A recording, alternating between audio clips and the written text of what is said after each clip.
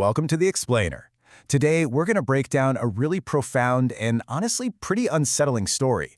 We're talking about why Geoffrey Hinton, the man whose life's work basically created modern AI, just walked away from his top job at Google to warn all of us about the very thing he built. And let's just start with this quote from Hinton himself, because wow, it just perfectly frames his entire concern. He's asking us to imagine a world where we, humans, are no longer the smartest things on the planet. And for him, this isn't some far-off sci-fi fantasy anymore. Nope, it's a reality he thinks is coming so fast it forced him to sound the alarm. To really get the weight of his warning, you first have to understand the man and his life's work. I mean, this isn't just some random person shouting about the sky falling. This is arguably the person who did more than anyone to get us to this exact moment in history. So why do they call him the Godfather of AI? Well, it's because for 50 years, half a century, he championed an idea that for most of that time was completely out of style. He believed the only way to get to real artificial intelligence was to stop writing rigid rules and instead build systems that could learn on their own, kind of like our brains do. And what's so wild is that you can see the huge split in AI research right here. For decades, almost everyone was on the left, focused on logic and symbols. But Hinton and just a handful of others stuck to their guns with the brain-inspired model.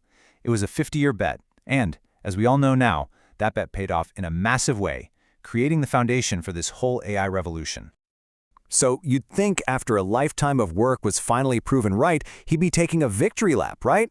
Popping champagne. Instead, he quits his amazing job at Google just so he can talk freely about the dangers. So, what happened? Why the sudden, urgent change of heart? Well, it wasn't just one thing. It was more like a cascade of shocking realizations. He saw the technology he had dedicated his life to was suddenly moving way, way faster than even he thought possible. What he used to think was maybe 30 or 50 years away was suddenly happening right now. And it really boils down to two huge things that completely flipped his perspective.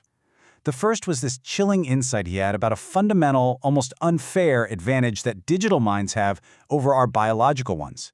And this just lays it out perfectly. Think about it. For me to teach you something, I have to talk, maybe transfer 10 bits of information a second, but you can have 1,000 copies of an AI, and they can all go learn 1,000 different things, and then instantly they can merge all that knowledge. We're talking trillions of bits per second. He says this makes them effectively immortal, and as a group, they are just way more powerful learners than we could ever hope to be. But the real uh-oh moment for Hinton came from a joke. Yeah, a joke. Google had this AI called Palm, and when he saw it explain the layers of meaning, the context, the nuance of why a joke was funny, he was completely floored.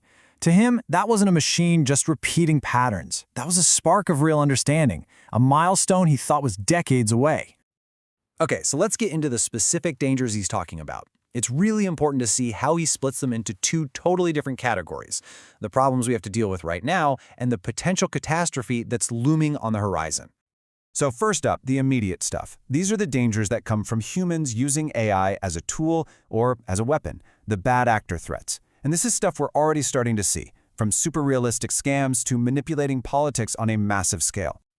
And the scale of just one of these is, well, just look at this number, a 12,200% increase in cyber attacks. That's because AI is already making it dirt cheap and super easy for bad guys to create endless, convincing, personalized scams. It's staggering. But beyond what humans might do with AI, Hinton's ultimate fear is the existential risk, the risk from the AI itself.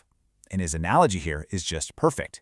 He says we're basically raising this cute little tiger cub right now. It's fascinating, but we have to be absolutely 100% sure that when it grows up and becomes way more powerful than us, it never ever has a reason to turn on us. So before we even get to the whole superintelligence takes over scenario, Hinton is warning us about a much more immediate and massive disruption, the wipeout of jobs, on a scale we have never ever seen. He uses this perfect real-world example from his own niece's job. Before AI, a task took 25 minutes. With an AI assistant, it takes 5. And the math here is just brutal. If one person can now do the work of 5 people, a lot of companies are going to decide they only need one person. And look, this goes way beyond just people losing jobs. It's about a fundamental rewiring of our economy. All that wealth created by this new productivity, it's not going to the workers. It's going to flow to the very few who own the AI. That creates a gigantic gap between the rich and poor. And if you look at history, that is a recipe for a very, very unstable society. And when he says this, trained to be a plumber, he's only half joking. It's his genuine belief that jobs that require you to physically manipulate things in the real world will be some of the very last to go. For a ton of office jobs, he thinks the writing's already on the wall. So the big question, right, faced with all of this, from societal collapse to maybe even extinction, what does the man who helped start this whole thing think we should do about it? Well, his answer is a mix of urgent action and really deep, unsettling uncertainty. Okay, so he's pretty blunt about what won't work. He says, forget individuals solving it and forget hoping these giant tech companies will regulate themselves. They're built for profit, and right now, safety isn't profitable. For him, the only hope is for governments to step in and force these companies to pour a huge chunk of their resources into one thing, figuring out how to control what they're building. And this is where it all lands, in this deeply unsettling place. Hinton says he's not an optimist, he's not a pessimist, he's simply agnostic. He truly, genuinely does not know if we can solve this problem. And he leaves us with this almost unthinkable possibility that unless we act, right now, with everything we've got, we might not just be building a new kind of intelligence, we might be building our own replacement.